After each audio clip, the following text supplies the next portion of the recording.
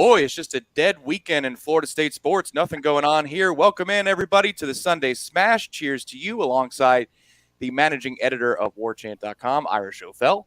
My name is Tom Lang, and you are watching us on Warchant TV, many of the platforms. If you are on YouTube, folks, please do us a favor as you're settling in. Hit the like button underneath this video. Subscribe to Warchant TV if you have not done so already. Let's get that up to, 150 likes in the first half an hour. That would be swell if you could do that and help us out here at Warchant TV. Ira, I got to say, for spending a week at Amelia Island, and we'll get to FSU's accomplishments this weekend in a second, the sunburn/suntan factor is pretty good. You did a good job out there this week. How's it going? Appreciate it, man. Yeah, I wish I had spent a little bit more time outside, but this was a little bit busier than the usual trip to Amelia Island for the spring meetings. And again, unfortunately, last year, not last year, excuse me, I think it was the last time they held the meetings in person over there was 2019. And I ended up interviewing David Coburn out by the pool, which was lovely, over a couple of beers, and Nice. had the interview there. But the last 2 years, we haven't had the spring meetings. So it was nice to get back over there. This time, did not interview Michael Alford by the pool, but did get to Mike Norvell actually took some of the media to lunch, which was nice. So we get to kind of have a nice little chat over lunch one day. So that was really cool. So it wasn't between Jaeger bombs or anything like that with Norvell, your interview? No? No, you would think he's young guy. Maybe we could kind of get loose, but yeah, I think he had another engagement to get to after that, so he couldn't get too crazy. Well, if you want to get loose or calm down or whatever it is you do when you enjoy, make sure to stop by our friends at ABC Fine Wine and Spirits, who are bringing you this presentation of Sunday Smash, in part at least. Our friends at ABC Fine Wine and Spirits have awesome deals for you. Make sure to become an Insider member, ABC Access member, and as you rack up loyalty points, if you like rare bourbons, I know a lot of you out there do, that helps you. You'll see right underneath on the video here, the scroll, awesome news and promotions from ABC Fine Wine and Spirits. You'll find them anywhere in the state of Florida. So before we get going with the talk about Amelia Island, and Eric, I see you. Welcome to Sunday Smash yourself, sir. Jeff is not here this time, as you can see. Eric, it's Ira, but we appreciate the contribution. ACC Championships, Ira, 2 of them acquired by Florida State Sports this weekend. Of course, softball, that's what they do. The 18th ACC Championship in program history for FSU Softball. And then track and field also. Men's track and field won the ACC crown, as well as non-ACC title, but a huge 2 out of 3 series win for FSU Baseball over Miami. What were you fixed on this weekend as Florida State Sports was everywhere? Yeah, I definitely spent more time out at baseball, but the track thing softball was impressive the way they did it. I mean, they've got 18 ACC championships now, so it's not necessarily a huge story when FSU wins the ACC softball championship, although that league has gotten so much better than it used to be when FSU just would kind of cruise through it. But the track thing is interesting, and Corey and I talked about we need to do something on the track program. Obviously, they have some impressive athletes on that team, but also just kind of what Bob Raymond has done. They've kind of reinvented that program. It wasn't that long ago. I can't remember how many years it was that he had some turnover on the staff, replaced a long-time popular sprints coach, Ken Harnden, brought in Ricky Argo, who's done a really good job and kind of changed some things in that program. And, when you've won national championships, which they had done, and then, at some point you kind of change your philosophy and change your approach and make some big, not change your approach too much, but make some big changes on your staff. And they've had a lot of turnover on the staff, coaches moving on. To still have this kind of success, I think is really speaks highly of Coach Brayman and his staff. Yeah, winning being done across the board this weekend, and also you're going to win in about 20, 25 minutes here on Sunday Smash as Michael Langston will join the program. Make sure I got to set that up and promote that. So if you've got questions about the transfer portal or some kids that'll play here in like 5 years, go for it. Make sure you queue those up, and we'll see if we can feed those down the line to Michael, who's already in the green room. He's already connected here, so he's working ahead of time. I'm seeing Ira in the chat as obviously it's 7 o'clock tonight is the FSU softball, actually the NCAA softball selection show. FSU figured to be the number 2 or number 3 overall national seed. Folks are saying they're the 2 seed. I have not run that down on the official account for FSU softball yet. I'm taking a look at it, but so far the early word would appear that outside of Oklahoma, there is FSU with a path to Oklahoma City that goes right through Tallahassee for regional and super regional play. That's not a surprise. No, it's not a huge surprise, but it's awesome, man. Again, this season that they've had it has been, again, FSU softball, you can't, it's almost like the wins and championships kind of blend together because they've been so successful and they played at such a high level. But what's really been impressive, and I think Corey wrote about it a few weeks ago, is the way that they've won so many of these games. I mean, we saw it against Clemson, the ACC Championship game, and throughout that tournament where it's not like they're just steamrolling everybody. They've had games where they've had to come from behind multiple times, and they just different players step up in so many different ways. And so that's huge for them going into the postseason because, again, they've been through it. Sometimes when you have a team like I know Oklahoma just lost in their conference tournament to Oklahoma State, sometimes when you're so dominant and somebody beats you, that can kind of shake you a little bit. But Florida State's been through so much in softball that I think they're really well prepared. They are. It's been a great, difficult schedule the whole way around. And you're right. You don't want to give up 15 runs in 3 games in the ACC tournament. You shouldn't be doing that, ideally. But FSU fights back. And the later games go, Ira, if they're a 1-run game or a tied game, the later the game goes, the more it just seems like a fait accompli that here comes another win for softball. And there it is, the announcement. It's official. The number 2 national seed goes to Florida State softball. And you can see there in the graphic, here's where they're hosting. Here, who they're hosting this upcoming week. It's Mississippi State, USF, and Howard in regional play. We'll see if that's a Thursday to Saturday or a Friday to Sunday. That information is to come. But those are the groups that are going to be here in Tallahassee. So whether you have a seat to the complex or you go by that parking garage across the way, you could probably still catch a Michaela Enfield home run that she hits in that game. Yeah. If you're in that parking garage. You could be at the Momos on Tennessee Street and find one of her home runs. Yeah, that's absolutely right. So congratulations to FSU softball. And again, before we get to football, the baseball team, you watched it, Ira. I saw that you put up a story already. Mike Martin Jr. is well aware of the implications for the RPI and what this 2 out of 3 series win did for FSU, increased the chances of Florida State baseball hosting a regional, as was their annual right for so many years. This puts Florida State somewhere, depending upon where you look, it could be Warren Nolan or Boyd's World, but in that 15 to 16 range with a bunch of RPI games, good ones, coming up this next week with Florida and North Carolina on the road. What did you see at the ballpark this weekend / out of the baseball team in general? Yeah, no, I thought it was a great weekend. I mean, first of all, the fact that, just the atmosphere, Mike Martin Jr. talked about it after the game Saturday night. And I guess it's the weekend with the Animals have their wiffle ball tournament. So, and they've got that break between the 2 games. So they're pretty well lubricated by the nightcap. And so the crowd was awesome Saturday. It was just what Florida State baseball has always been, and you love to see it.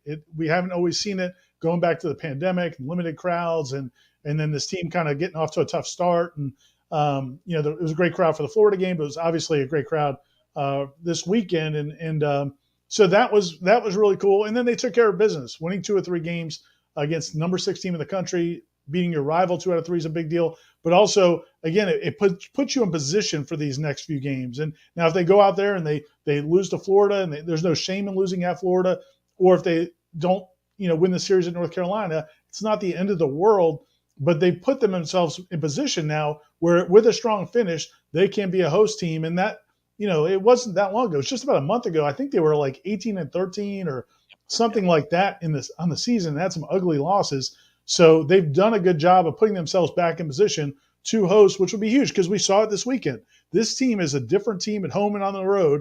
They need to be at home for the postseason, and they've at least kind of taken another step towards doing that. I was unable to make it to that wiffle ball tailgate I like to typically. It's a fun time, but I was down in Palm Harbor, Florida, celebrating. I'll brag on this for just a moment. My folks' 50th wedding anniversary was this weekend, awesome. So I was able to celebrate that down there, but I was keeping close tabs on FSU baseball, watching a lot of it, especially today. But to lose the game that Parker Messick starts and still win the weekend series is really impressive. And one player that I was really tough on to begin the season that I just need to back the hell off is Wyatt Crowell. His ERA is sub-2 at this point, Ira. And, I think it's 40-plus innings he's pitched now for FSU. His ERA was, 10, 15. It was huge to begin the season. So he's basically been an Iron Man since that point as James B. comes in from the top rope. Thank you, James B. I'm so happy. I'm so happy for the play on the diamond. I'm happy for you, James B. Thank you so much for your contribution to the program. But Crowell has just been outstanding and nails for the last month to 6 weeks. Yeah, thanks a lot, James B. That's awesome, man. Florida State fans got to be happy this weekend. There's a lot of good news this weekend. I mean, just one thing after another was really positive this weekend. But no, you're right, man. Crowell, looked dominant. And I also thought, I was texting with Aslan and Corey during that game. He had a situation in that game where things could have gone south. He thought they were going to come get him. He gives up a single. I think hits the next batter. Then he gives up a bunt single, and he's got the bases loaded and gives up a run on a pass ball. The Colton Vincent struggled a little bit in that game, but he gives up a run. Now there's runners at second and third, and Miami looks like they're perched to maybe kind of take back over that game. And man, it's strikeout, fly out. He's out of the inning. That's tough to do, man. That's really tough to do, and it's impressive. And you look at him, the way Ross Dunn. I think Dunn may be. I don't know. He's only come out of the pen a couple times this year, but he might be more comfortable coming out of the pen. Adam Hare looked electric when he came in. So you'd like to think that, man, it's starting to kind of come together. Yeah, and again, I hope that they're coming to the conclusion that Carson Montgomery might be later in the game. It's just they've given him a lot of at-bats. I know he's pitching, but they've given him a lot of looks, weekend starts, and I don't know that that's going to work out. Maybe Ross Dunn earned a look. Whoever it's going to be, Scolaro got a big out earlier today, but then ran into some trouble. But they've got more options. It feels like the pitching staff, some guys have turned it around, and now Meat's got quite a few options. So we could talk more about baseball as the show goes on. If you have questions in the chat, then we'll certainly engage. But there's a lot of big picture conversations going on in Amelia Island this week. It's not just about FSU football or the ACC, but the state of college football, the transfer portal, NIL, guidance, calling for federal legislation. What's the ACC's future in TV deals? Ira, it's like, there are a lot of Chicken Littles in this fan base, and I'm kind of worried too, because when you see those charts about how much more the SEC and the Big Ten are going to earn year over year for TV contracts in the next 10 to 15 years, it's staggering. But it sounded like Jim Phillips, found a little bit of pride, and he was a little bit stronger from the pulpit than maybe I expected. I guess we'll go big picture there first for the ACC commissioner. How did you see it and hear it this week at Amelia Island, not only for the official media session, but, for the mining that you were doing for info around the president's coaches and obviously the ACC commissioner? Yeah, I don't know if people are ready for this, though. We kind of had so many positive things, and now we're going to the ACC meetings and the future of the ACC. But yeah, we'll talk about that. And guys, don't leave us. We're gonna get back to the good stuff here in a little bit. And bringing in Michael to talk recruiting, as Tom said as well. But I just think he did present as positive an outlook as he could. And we talked to some of the athletic directors. I talked to the ADs at Miami and even Wake Forest and across the board, Clemson. And everybody's projecting, positive attitude, that they're excited about Jim Phillips. They're excited about his leadership. This was the first meeting they've had with him in person since he took over about 18 months ago. He's an established guy. If people haven't looked up his resume, he was the athletic director at Northwestern. There were a lot of people that thought the Big Ten was going to name him their commissioner. They ended up not doing that. Some people feel like they probably regret that decision, and now he's running the ACC. But I just don't know.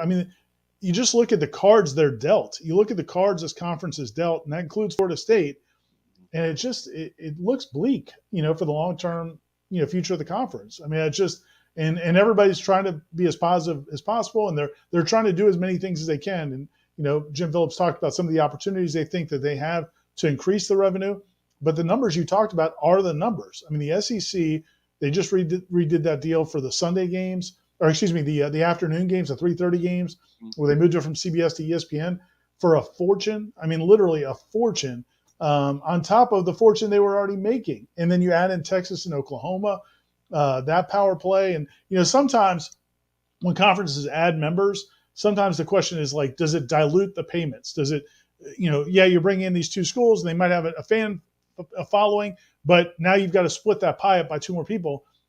According to the projections, they added Texas and Oklahoma. Their pieces of the pie are even getting bigger, even though they added two schools. And so, the SEC and the Big Ten are making so much more money than the ACC and the Big 12 and the Pac-12. And I thought the comments from Jack Swarbrick, Notre Dame's athletic director, were really poignant, because he said, look, everybody's trying to figure out how to align with those two power conferences, the SEC and the Big Ten. Well, that's a hell of a thing to say at the ACC spring meetings. So I don't know, man. It's hard to walk out of that feeling good about the long-term health of the ACC. Welcome to the chat. David, I see he's up at 1:18 in the morning in Spain because he needed Sunday Smash. So it's an international show. It is. I'll tell you, Ira, the one thing I laughed about because it sounded so corporate. When he was talking about the Comcast increase, he's like, it's a nice little bump. It sounded and reminded me of being in radio meetings over the years and one of my superiors saying, all right, let's give him a $1 an hour raise. That's a nice little bump. I'm like, oh, yeah. That's a nice little bump, I'm sure. And you have to be like, yeah, that's great. Do you think that the Comcast bump is really nice, or is it, maybe $1 million or $1.5 million a team, or is it something more than that? I don't think it's much more than that. I mean, the thing is, reality is, they got part of that bump this past year. So they did, from what I understand, they did get more money from the ACC network this past year because that Comcast deal went into place midway through the year. And this will be the first full year of it. But, one of the things I look at, and it's hard to know exactly what that's going to be, but look at the fact that, I don't know, are you on Comcast or you're on MetroNet? Yeah, no, I dropped it. Do you guys have the ACC network? I do, yes. Okay. On Comcast, it's great that they carry it now, but it's on channel 1,020,000. I mean, it is so far out the dial. There's there's the SEC network, then you go through all these music channels. Then you go back. I don't know what tier it is, but it's not one of the top ones. Then the SEC channel comes up again. Then you get the ACC network. So I don't think they're getting top dollar. They got on Comcast, but I don't think they're getting as much money as the SEC got on Comcast. And they shouldn't. That's the thing. That's, to me, that's the bottom line to all this is look at the enrollment of the schools in the SEC. Look at the enrollment and fan bases of the schools in the Big Ten. Look at the size of the stadiums. Look at the fan bases and alumni bases. And they dwarf the ACC. And that's what it comes down to. I mean, the quality of football is a big problem, and you can get better in that. But at the end of the day, that is going to always keep the ACC making a lot less money. So to me, the long-term play is at some point either getting out of the ACC, which might be 15 years from now based on the grant of rights, or if there is some sort of just massive overhaul of college football where they're in super conferences, to me, that might be the best case scenario. But even that could be 5-10 years down the road. Yeah, Kayvon's right. That's what I was thinking too, Kayvon. The ACC network is after the adult industry channels, and then it's around you're getting a school board meeting in Munich. What's going on with our middle school kids, and you got angry German people talking to each other. There's the ACC network. You found it right there. Because I had it just as Comcast was adding ACC network, and that's when I dropped. I ended up going with Sling over YouTube TV. I still am carrying both right now because Sling gets ACC Network Extra. YouTube TV does not, and that was really frustrating. I was like, oh, good, it's a problem solved. No, there's no way to log into the ESPN portal for ACC Network Extra, which is where you find a lot of baseball games. But that whole thing, this whole process is so illustrative of the whole thing. When the SEC Network when Comcast was playing hardball with the SEC Network, they backed down, and the SEC Network got on right before the season. They did not miss a year with it. When the ACC tried to do it, they're like, nah, we'll wait till our contract with Disney's up, and then we'll agree to it to some degree. But again, so how much are they paying? If Comcast is giving the SEC network or the SEC, say it's $2 a person or $3 a person, what are they giving the ACC? And I guarantee you, it's a fraction of that. And it's just where they are. It's just that to me, David Hale. And this isn't just me. I mean, David Hale had several tweets after who's with ESPN, several tweets after the meetings, and he said it feels to some degree as rearranging chairs on the Titanic, which you hate saying that, but it's hard to see a scenario where the ACC can ever close that revenue gap that is now 5 years from now maybe $40 million a year per school. Yeah, this is more rhetorical than anything, but I also wonder when cord cutting continues, what is the future payout for any conference? Is everybody just dropping down because of cord cutting, or is this going to be converted to an ESPN streaming deal or Paramount Plus eventually? Are they going to jump in? What are those new carriers going to do, and how are they going to influence the conversation? The interesting thing too is you can't have where it's going and where it's been in college football, where 3 or 4 teams, maybe 5 in a given year, are always competing for a title, because then the ratings go down and you're devaluing the overall product. So now the networks aren't even happy. And that's what my hope is. And I think we agree on that if this conversation is going to change, if there's going to be a life raft for the Titanic for Florida State and the ACC, it's going to be that the networks see that competitive balance is necessary to keep interest high. And so maybe they'll start the conversations to, reclassify or do whatever. It did sound like, as Jim Phillips is on the transformation committee, which I found interesting, and that was news to me. He is talking aggressively. He chooses his words carefully. He's talking aggressively about reclassification of football, or having the college football playoff run it themselves. I found that interesting. Where do you see that heading? And might there be implications where maybe, just maybe, the conference and / FSU can make a few more bucks if it moves into a different realm, or does it not matter? Yeah, that was really hard. It was really hard to kind of get a feel for what he was talking about there. I do think, and to explain to people that didn't read the stories or from the week, we met with Commissioner Phillips at the end of the week of meetings, and he was talking about some big picture things that they've got to do with that transformation committee with the NCAA and trying to look at some things. And he brought it up on his own that we're looking at football and whether or not it's time to move football off to its own, have its own governing body, and leave the NCAA to run everything else. The feeling from a lot of people is, look, the NCAA can run championships, they can oversee a lot of these other sports, but let football have its own oversight. And that makes sense. But is that all? To me, that's not that transformational. They've already kind of been doing that. They've got the Power Five now has autonomy about full cost of attendance and guaranteed scholarships, and they've kind of been going down that road anyway. So to me, that's not that revolutionary. It makes me wonder if maybe it is a step in the direction of something bigger in terms of college football and maybe divisions, where he did mention subdivisions beyond just FBS and FCS. Maybe you'd have 3 or 4 different subdivision tiers of schools. And, Florida State obviously would want to be in that top tier.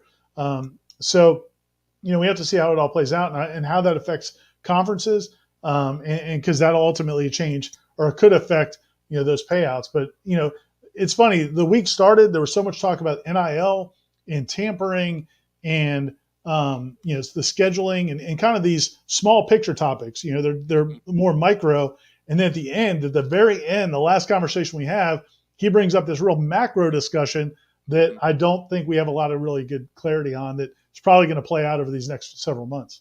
I forget what culture says, and it's a proverb or whatever. It's a saying, may you live in interesting times. Well, we certainly are in college football. The changing is coming, and it's going to be fundamental, I think, to the sport. It already has, but, there's more coming. It's just a matter of how the dominoes fall. It's going to be a really interesting story to tell.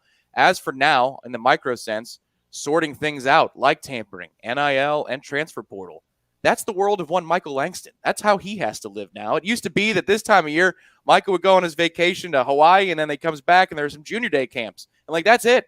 What are the high school kids doing? Now, Michael, welcome to the program. Welcome to Sunday Smash.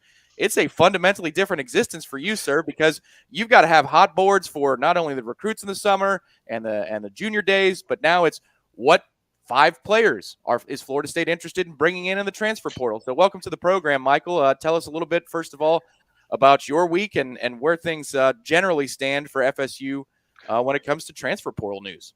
Yeah, it's been a wild, interesting day. By the way, I don't know how we're going to follow up with anything after the FSU Sports delivered the weekend that they did this weekend. ACC champs and track, softball team winning ACC championship, and then FSU pulling the unthinkable and winning a baseball against Miami. I never saw that coming, so I don't know how you follow that, but it's been pretty good. This weekend, people have followed. The JUCO transfer defensive end that visited this weekend. Seems like FSU seems to be in a good position. That's not portal news. He's more of a 2023 guy that they're pretty high on. That certainly made an impact. And then earlier this week, I dropped some names on the the message board about guys I'm hearing that there's activity with. One was Dimitri Emmanuel, offensive lineman from Charlotte. That should ring a bell since that's where Atkins is from. He knows this kid, so I think if he pushes, he's going to get that kid. And then another guy we mentioned did a story on, and Ira raved about him. Is defensive back Josh Newton, Louisiana Monroe.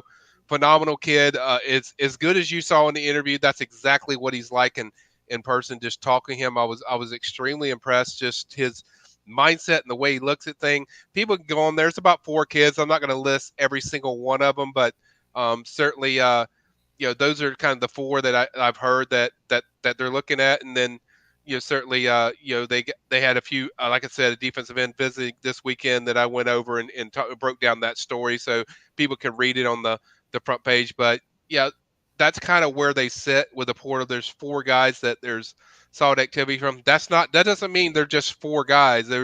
I have like 15, 20 names, but I'm kind of waiting to see where it transpires with the visits. Once visits are set up, then I'll start addressing these guys more specifically. But those are kind of 4, and mainly even those 2 that I think that I'm focused on. Those 2 right now that I just mentioned, Josh Newton and the offensive line from Charlotte. So it will pick up, and then June's going to be pure hell because there's going to be mega camp. There's going to be stuff every day. It's going to be heavy. I was even told over the weekend that FSU is going to be hosting like close to 10 or 11 official visitors in June, late June, the last weekend in June. So that tells you kind of where we're shifting in college football, that you're hosting 11 kids in the summer. So I think it's going to get really busy. I know people freak out like, Mike, there's not as many guys on campus. Like, yeah, that's because they've hosted like 1 million here in the spring. And so it'll pick up a lot in the spring, in the summer. It's going to be extremely busy around the Moore Athletic Center and busy around FSU with camp time. So this is just starting. It's about to start to crank up in June. Yeah, man. My guy Newton, who he went in the portal from Louisiana Monroe, ULM, played for Terry Bowden last season, and went in the portal, came back out of the portal. Now he's graduated, went back in the portal again. And that interview, man, was awesome. And I encourage people to go read it. It's up on the site at Warchant. He's a corner, which I know a lot of people are kind of wondering why Florida State is still in the market for a DB. Some people feel like they should be focused more on other positions. But he's a corner, and he's a really good corner according to PFF rankings. And then you hear him talk. I love that kid, man. And if one of the things he talked about was just talking about the recruiting process. And he's like, man, I don't need all the photo shoots. I don't need to be swayed. We're going to have a mature conversation. How can you help me? How can I help you? Is that the place I need to be at Florida State? And I just was real impressed. And if his grades at PFF are very impressive. I think they're high 70s as a cornerback. Florida State doesn't have anybody else really playing at that level. I like that guy. And it doesn't mean they can't go out and get another offensive lineman, defensive end, other positions. But I really like that kid.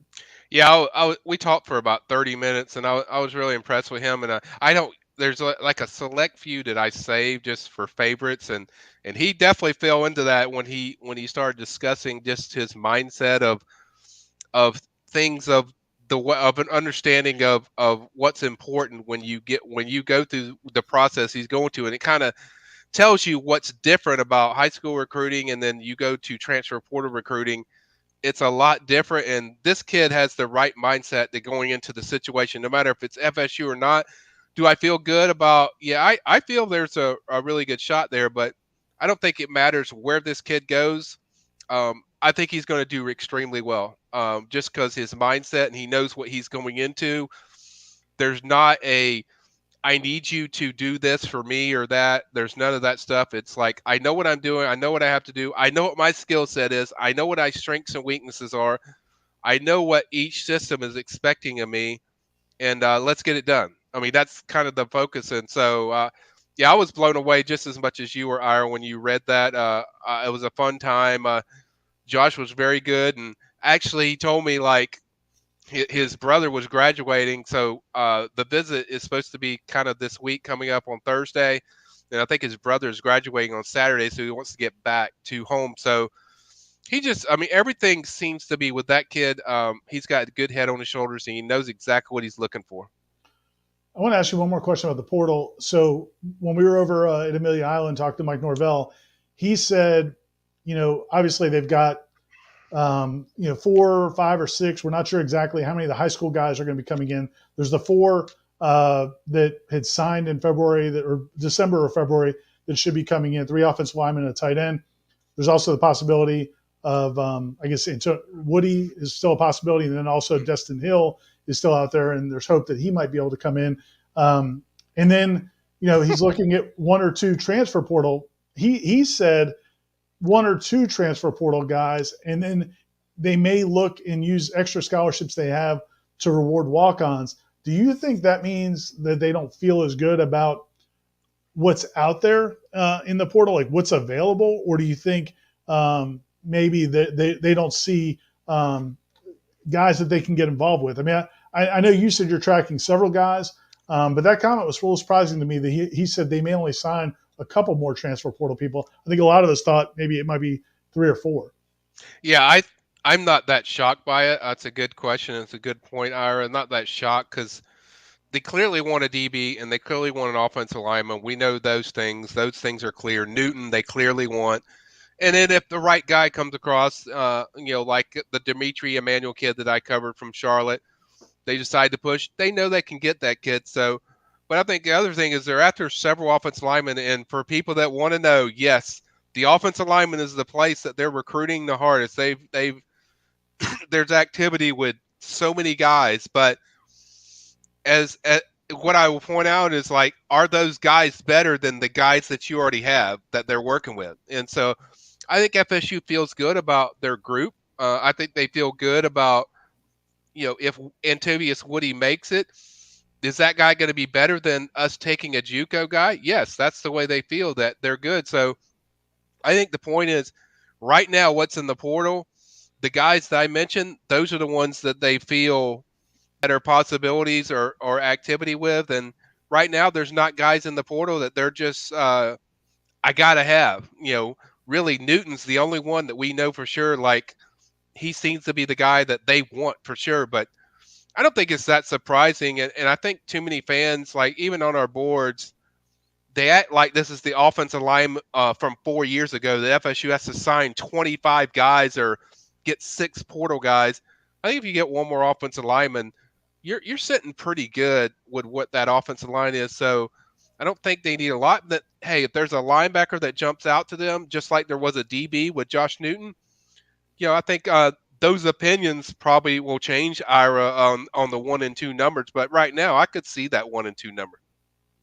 That's interesting, Michael. So, one more offensive lineman could hold down the fort for this year. They feel pretty good, obviously, about that class that they signed this year for maybe 2024 or maybe as soon as next year. Do you get that sense, the way they're recruiting the offensive line position for the upcoming class, that they feel pretty good about what could – they just need a bridge, basically, is my question. You think that's how they're approaching it? Yeah, I think they're approaching it, and I think the interesting part is they really haven't gone after another receiver. So it leads you to believe, not to get people excited about the D word with Destyn Hill, but it makes you feel like this is a possibility if they're not actively really pushing for guys. I mean, they had a chance to get the Landers kid who ended up at Arkansas today.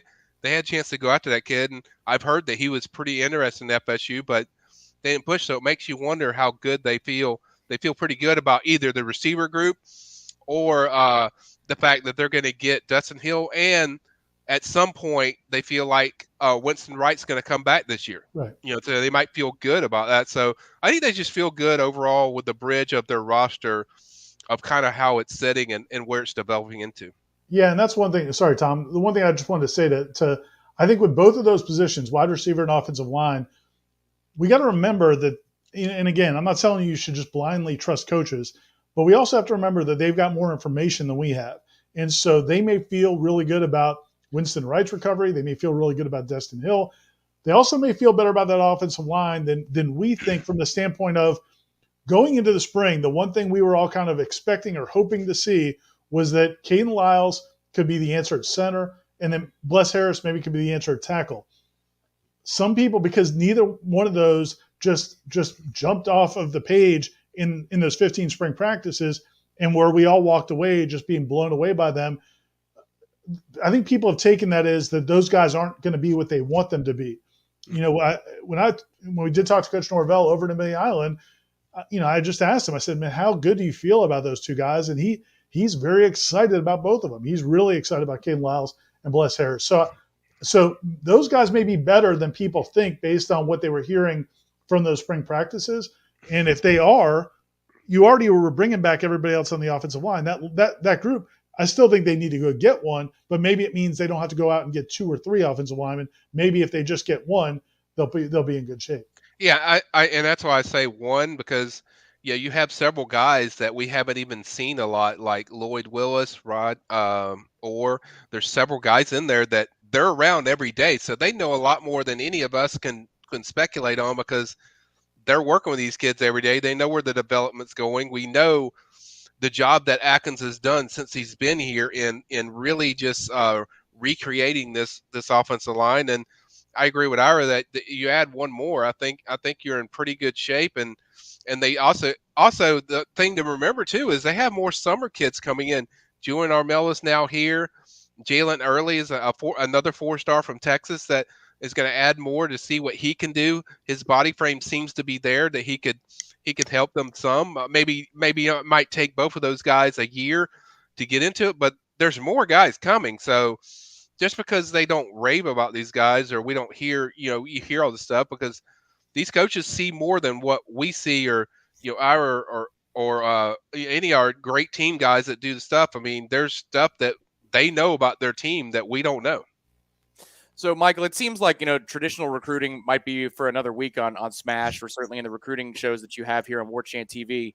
I'll ask one final question for the portal, and then we'll let you go about your Sunday night. Okay.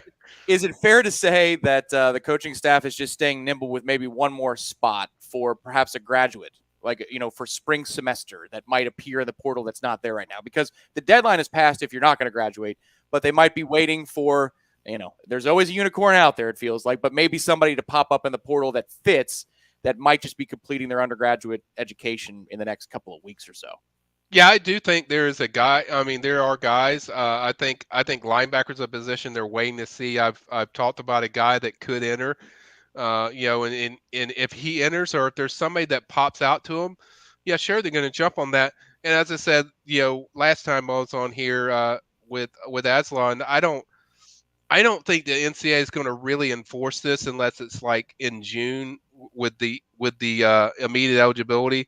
So I think a lot of teams know that, but I think grad transfers, if a guy pops in there, for those that don't know, grad transfers, they don't have to wait. They can jump right in. They can play. There's no problem. So we know there's guys going to be popping in and out. So yeah, I think they're holding like one or two spots for, somebody to catch their attention. And right now, I mentioned those 4 on our site, but then I mentioned the other 2 that I think that I'm really focused on. But that's kind of where they're at right now as far as the activity. But they're going to be very careful. But as we saw with Josh Newton, the moment that kid jumped in, FSU was on him like a piece of meat, and they were all over it. So if there's a guy that catches their fancy, they're definitely going to hold a spot and certainly go after him. Michael Langston, the senior recruiting and also senior transfer portal analyst at warchant.com. We got to update that business card.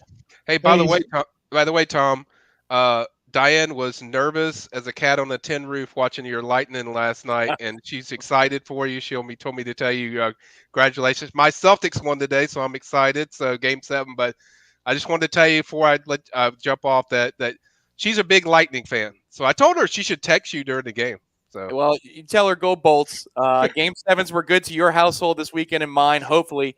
If you hear the screams of bloody murder in the background on my microphone, my wife and our friends, the Linnefelds, are watching the Rangers and Penguins Game 7 downstairs. So it'll get fired up. But, Michael, thank you so much for your help and your insights this weekend, as always. You're going to ask me something, Ira?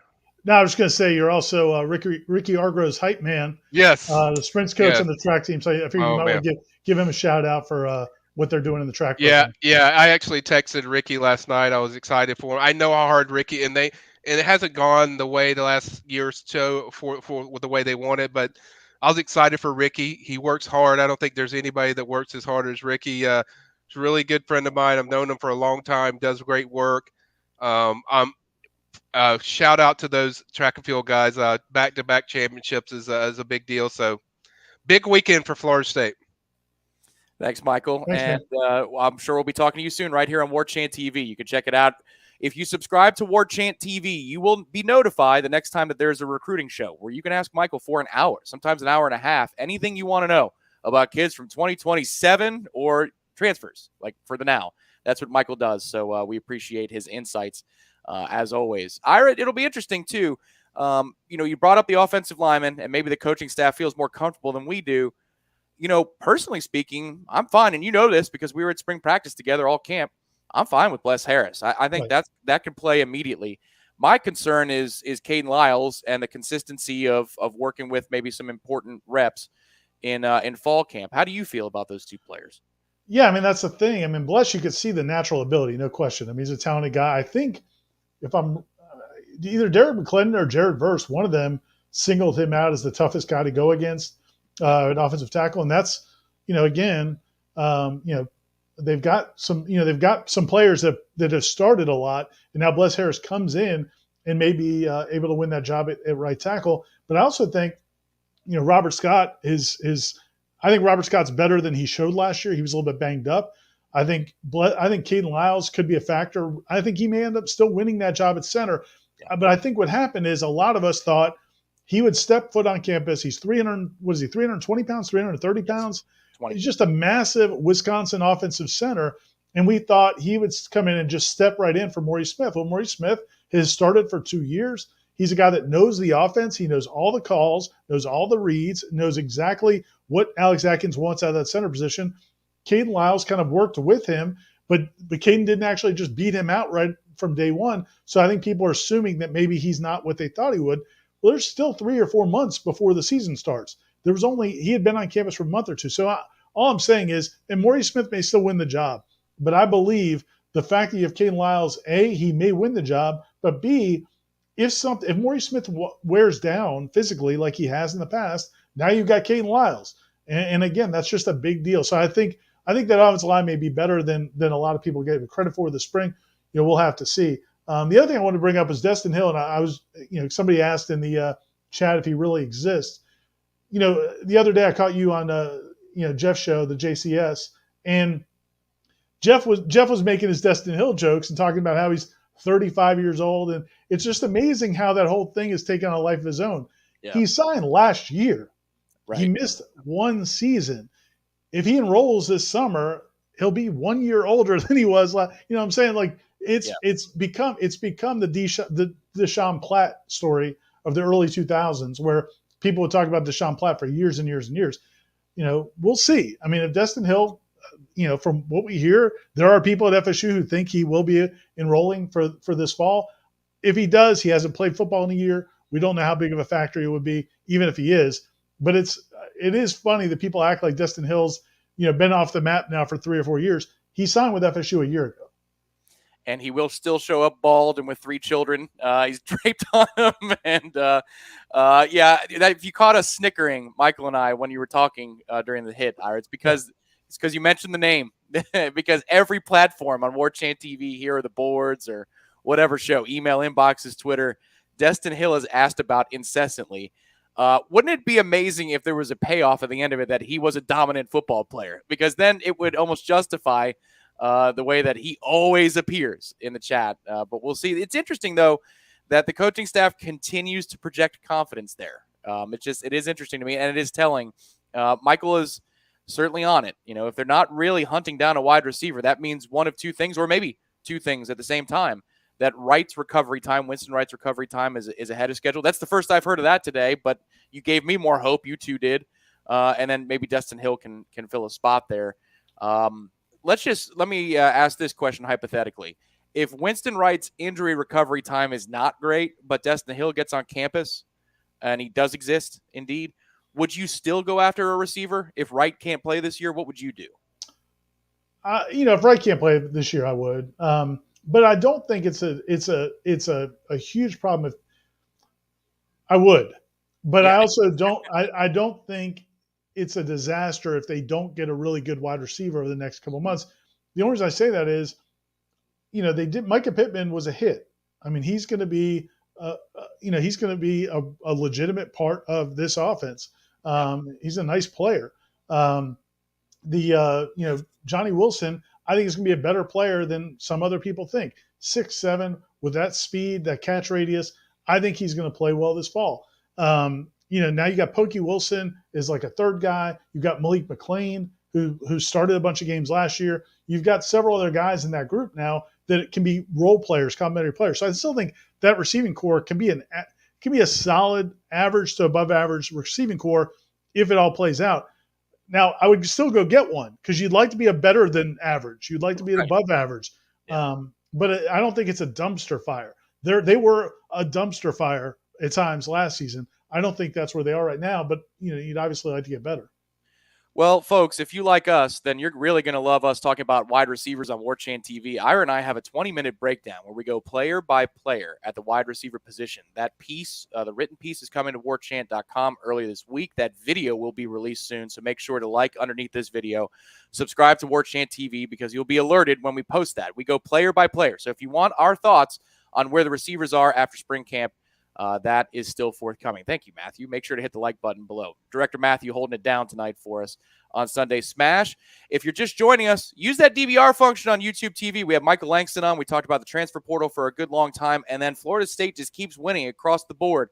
A good weekend on the diamond for softball. They win the ACC Championship, 18th time in program history. They are now the number 2 national seed in the NCAA tournament. They know they're hosting. Again, you can find those teams. It's Mississippi State, USF, and Howard, if I recall, but those teams are coming to Tallahassee. And then the Noles baseball team takes 2 of 3 from Miami. They are now in striking distance of hosting their own Tallahassee regional. Again, Ira, just to kind of reset things, this week you've been everywhere. Amelia Island, Hauser Stadium. I don't know if you're going down to Gainesville on Tuesday or if anybody is for the site to cover Florida State at the Gators, but that's a big baseball game. Right. Just take me through your journey this week and some things that stuck out to you, whether it is Amelia Island or this weekend on the diamond for the folks who are just joining us.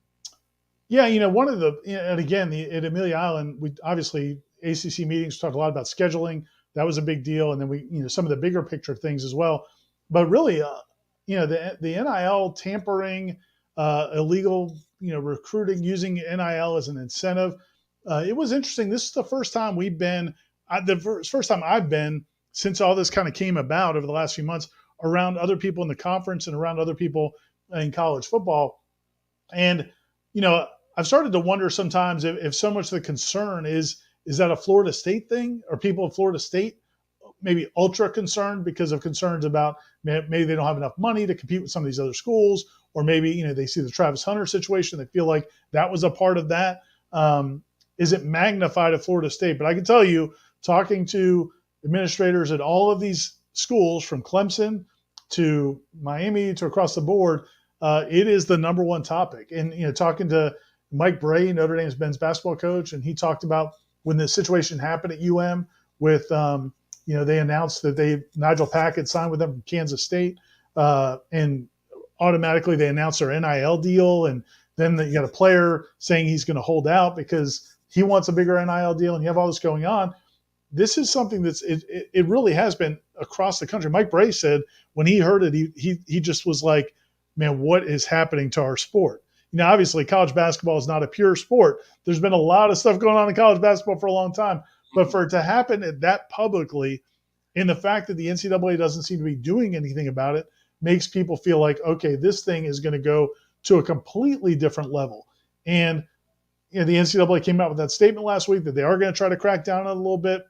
A lot of people don't know whether to believe that, but the one thing that that I wrote about that kind of came out from a lot of people I talked to was if nobody gets hit by the NCAA in the next month or two for any of these cases where obviously the Jordan Addison case is one. If he ends up going to Southern Cal and getting a $3 million deal, which was the rumor when he was still at Pitt, if some of those things play out without the NCAA doing anything, then it's going to, what we think right now is the Wild West is going to be nothing compared to what it ends up becoming. So that was something that was interesting to me, just to hear other schools, ADs at Clemson and other places, very concerned about this. This is not a Florida State issue.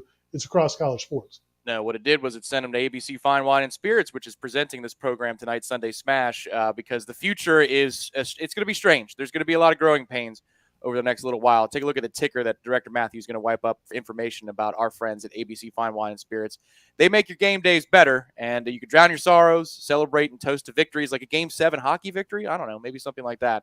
But ABC Fine Wine and Spirits, they're awesome friends of ours, and they sponsor tonight's Sunday Smash. Let me ask you this, Ira, about Coach Norvell. Not to give anything away from the lunch you had with him or any of the off-the-record talk, but much has been made, and there are some articles that put coaches on the hot seat at different websites. That's not what we do. But some are implicating that, this is a hot seat year for Mike Norvell. I think that's premature, but it is a critical year. Just in the sense of you've seen him in practices. Now you've seen him in a more, I don't want to call it lighthearted, but maybe he's a little less wired tight at Amelia Island. Do you get the sense that he's feeling the urgency of what this year, 2022, is for himself, for the program under his guidance? Do you get that sense that there is real urgency to get it right this year? Oh, there's no question. I mean, he gets it. He understands the pressure that's on him and the fact that they need to win for a couple different reasons. Number one, obviously to keep fans engaged, to keep people believing in him, but also from a recruiting standpoint. I think that they feel as a staff, and Michael could have talked about this more when he was on, but I feel like they feel like they're in on some big time recruits, but they have to win this season. Now, does that mean 10 wins or 11 wins? No, it doesn't have to be that, but it has to be another significant step from where they were. So, if you win 7 games, 8 games, maybe 9 games, now you've got those kids that you're involved with that are higher level recruits are going to feel a little bit more confident in what you can do. So I think he knows it's a huge year, but he also seemed really confident. I will say that. I mean, I was around him for 3 days, Monday, Tuesday, and Wednesday over at Amelia Island, and he seems very confident about this team. One thing he talked about that I think we talked about at the beginning of spring, but then we kind of maybe turned to other stories as the spring went on. But one thing he brought up in a couple of conversations I heard him say was, this is the first time they've had true competition at a bunch of different positions. Mm-hmm. And I think when you think about it, last year when they brought in those guys from the portal, they brought in like 11 or 12 guys in the portal last year. But in some of those cases, they were brought in to start. Jermaine Johnson, Keir Thomas, they were brought in to start. That's been the case with a lot of different guys that they brought in the last couple of years. This year, a lot of these guys they brought in are going to compete with guys who are already starters. Caden Lyles is a perfect example. He comes in to compete with Maurice Smith, who's a 2-year starter. Bless Harris comes in to compete with Darius Washington, who's a 2-year starter. In linebacker, Tatum Bethune comes in to compete where you return all of your top linebackers. So there's Greedy Vance at corner. You brought him in to compete. That he talked about that a lot this week in a couple of conversations about just what that's done, what that did to those practices and what that has done to the off-season workouts, where you have legitimate competition between guys who have done it here and guys who have done it at other schools. Now, maybe the guys who have done it here haven't done it at a high enough level, but it's not like there's nobody there. There's legitimate competition. And I think that that's going to be a big difference for this team going into the season. Yeah, and that bears out. I mean, we see the practices. It did feel like there was competition at a lot of different positions where you're saying, oh, on a different day, somebody else stood out. It's not I might probably said this a little bit too much during spring camp when we were covering it, but nobody's winning a position and a job by default. Like there's nobody that's just going to win it no matter what. So who cares if they have a bad Tuesday in practice? No, you need to bring it. Like for that second corner job, receiver, right guard or right tackle this year, there's going to be competition for those jobs. I mean, center too with Caden Lyles and Maurice Smith. Pretty much everywhere you look, running back. You think Trayshawn Ward thinks his job is safe with what Trey Benson did in the spring game? No. So yeah, those are the steps. Go ahead. Yeah, even you bring in Jared Verse, who's as big of a transfer candidate as there was in the country. Yep. There are guys. They do have guys. Dennis Briggs has started, played a ton of football at Florida State. Not all at defensive end, but he's going to be that Keir Thomas kind of defensive end. Mm-hmm. But you also have Derek McClendon, and you had some other guys in that group. Now Quayshawn Fuller ends up transferring out. I think maybe that speaks to what Jared Verse brings and what they've done at that position. But then you've got those young defensive linemen that are competing as well. So yeah, I just think that that's exciting, and I think it has Norvell excited. Because legitimately there's good competition, and then you got younger players coming along as well who can continue to push. What's interesting too to me, and I can't wait to hear this from Austin Cox or Michael Langston. One of my first jobs, I think it was the first assignment I had last year when I joined Warchant, was we went up to Charlotte. We got in the van and we made the drive up from Tallahassee, and that was a really good time. It was really cool because it made things official. But I was picking Austin's brain about the messaging. The coaching staff messaging, and Kenny Dillingham was a big part of this last year, to the upcoming class. And they were telling the kids that they're shooting for 6-6, that they hope that they can get to 6-6. They weren't afraid to say that. They weren't selling pie-in-the-sky dreams of winning the Atlantic Division and promising the world. They were realistic. They were blunt that things aren't great, but they're going to be better. Now, did they hit the 6-6 goal? No. But I'll be interested, Ira, in a couple months' time after they have a busy June, as Michael just said. What will the messaging be? Are they going to tell the kids the number that they're looking for? Is it 7? Is it 8? I'll be curious, because it seems like this coaching staff is realistic and blunt about where things are. It should be better, but is it 7 or 8 wins better? I'll be fascinated to hear that. Yeah, and I think last year I do think they put that number out there, or at least, we're gonna try to get to 500, something along those lines. Yeah. I don't know that they'll put a number on it this year, but you do get the sense that they feel like kids are smart, and kids and the people around them are smart, and they're going to say, look, if you were 5-7 last year, you're in year 3 of your program. You've brought in some transfers. You've done a lot of different things. And if you don't make any progress, are you going to be here in a year from now? I agree with you. Yeah. Mike Norvell's not on the hot seat right now. But if they go 5-7 again, or 6-6, if he does make it to another year, how much confidence are kids going to be about signing with him and signing with Florida State? So again, there's just so much on that, that season. And one of the interesting things at the ACC meetings also was talking to some of the other media, whether it's people at ESPN or other outlets, about their thoughts about Florida State. And a lot of them were asking me, are they going to be a 7-win team? Are they going to be an 8-win team? But most of the questions, even from the outside, were people, they're aware of how much production returns.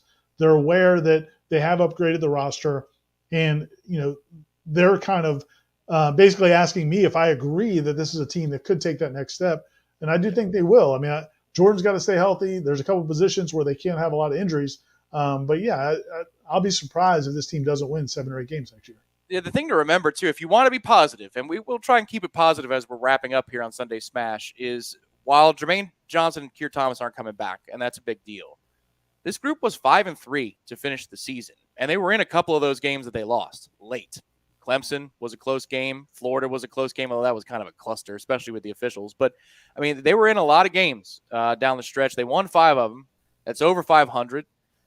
You'd like to think if they played that Jacksonville State game a lot more often, 100 times, not to do the Dabo thing, but they win 90-something times in that particular situation. So they're close in that sense, but still, close ain't going to cut it if the results don't come, if they actually don't come. And so I guess in the final couple of minutes, Ira, that we have here tonight, of those first 3 games, and Duquesne you could just toss, LSU or Louisville, which game do you think is more important to send the message that they've improved? If you had to pick one, is it the LSU game because of the national spotlight Florida State will be under, or is it the Louisville game because at some point you've got to beat the Louisvilles of the world if you're going to get where you want to go? Yeah, I mean, that's the mindset I've had really since the end of last season. Is really the next step for this program is they need to beat Louisville. They need to beat Wake Forest at home. NC State on the road is probably gonna be a tough ask, but it would be great to win that game. I mean, those are the programs they need to get back to beating consistently. And I guess to me, I don't know if I would pick one or the other. I think if they beat LSU, that would be a big deal from a prestige standpoint. It's the only game on that night. It would be a lot of excitement around that kind of a win. But the Louisville game, to me, would be a little bit more indicative of where FSU needs to be in terms of the conference, because you'd be going on the road to a team that's beat you the last 2 years. What's challenging, though, not challenging, but I guess what's a little bit concerning, and Austin's been doing those previews on the site, looking at the other teams in the conference on the schedule and kind of how their springs went. You just looking at these quarterbacks, and it's just like, man, every team they play has a good quarterback, and whether it's Malik Cunningham, whether it's Sam Hartman, really across the board, there's so many good quarterbacks that they're going to be facing. The Leary kid, Devin Leary at NC State, he had 35 touchdowns and 5 picks last year. Yes. I mean, so it's just like they're going to have to play really well to win these games. I do think, again, as I said, I think they're going to play a lot better. But this schedule is going to be tough, man. It's going to be a I think we'll know in the first 3 or 4 weeks what we're looking at. Yeah, the Devin Leary out of NC State, those numbers are crazy, Ira. You're right. And we saw it coming. If he was eligible to get out of NC State last year, this would have been the year to enter the NFL draft if you're a Devin Leary, because it was slim pickings. I was surprised to see so many of the quarterbacks in the Atlantic specifically come back. Well, a lot of them don't. They're just not. I don't know how well they project. Devin Leary's, I think, a 6'1" guy. Right. Sam Hartman, on how he projects. So I think they're in this division with these really good college quarterbacks who aren't in a rush to jump out and be first round picks. So it's it's going to be they're going to have to play well. They're not going to beat any of these teams, especially just by being Florida State. They've got to play well. And that definition has changed over the last 5 years. Okay, I lied. One more question. If you get 12 games, I heard the doorbell, so I think that means dinner's on the way or something. No, somebody, I don't know who it was. Somebody. Oh, okay. Kim got it. Prank caller. If Jordan Travis is healthy for 12 games, where do you see him fitting in the ACC in terms of the best quarterbacks? Is he a top 5 guy in the ACC, a top 3 guy? If he's healthy for 12 games, what do people consider Jordan Travis in the ACC hierarchy by the end of the season? I think he's top 4 if he's healthy. I mean, I think we take some things he does for granted. Some of the things he does from a running standpoint. Yep. He's not just a good runner. There's a lot of good runners. He's elite. I mean, he is as dangerous a runner as there is. The question is, can he stay healthy? And is he the best passer in the world? No. But with that running ability in a good backfield, he doesn't need to be. He can. There's going to be things that are open just because he just has to see it and get it out of his hands. So, and I think he's one of the best quarterbacks in the conference if he can stay healthy. That's the challenge. Now, on the flip side is, and this is going to be the big concern for Mike Norvell and this staff, is if anything happens to Jordan, it can change your outlook for this season dramatically. And then you get back into that original question of what should they've done in the portal at quarterback. But man, if you love Florida State and you love and you hope Mike Norvell and you believe in Mike Norvell, you really got to just hope that everything stays okay with Jordan, because I think he's the key to all of it. Tons going on for Florida State sports right now. Obviously, softball is hosting a regional this week. The baseball team going down to Gainesville on Tuesday. Chapel Hill for the weekend. I think it's a Thursday through Saturday series as ACC tournament is in a week. So those two sports could be hosting here in Tallahassee in a couple weekends together at the same time. That would be really cool. More coverage of the transfer portal, recruiting, big picture issues.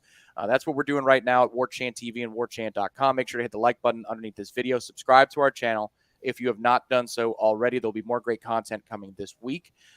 Congratulations to the softball team for winning the ACC Championship, for the track and field team for winning the ACC Championship. Eric Angel, I saw you. It's water tonight for me because the 50th anniversary, the wine was flowing. So it's water tonight for me. Ira is having the red stripe, though. You did catch that right. Eric, thank you for your support of the program tonight. James B., thank you, again, from the top rope. I really appreciate you. Look forward to seeing you at the next event that we have at warchant.com coming up in a few months. Ira, go ahead. Yeah, just one last comment. There's a conversation in the chat, James B. and Jeremy Marsh and a couple other people talking about the discipline and intelligence that FSU played with in the second half of last season. Yep. There are people in the program I've talked to who believe that was the singular biggest difference in this team between the 0-4 start and the last 8 games, is that they stopped making the dumb penalties. They stopped doing just all the silliness that was really sabotaging them early in the season.